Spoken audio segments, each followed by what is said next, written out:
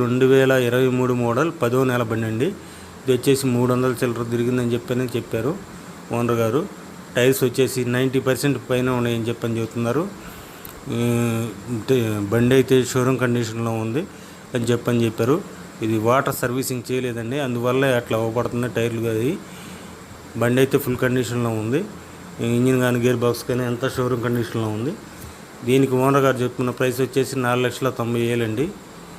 ఇదైతే fixed rate కాదు, మాట్లాడుకుంటే 10,000 అటు ఇటు వస్తుంది. కావాలంటే ఈ క్రింది ఫోన్ నెంబర్ని సంప్రదించండి. ఇది వచ్చేసి కర్నూలు జిల్లాలో ఉందండి.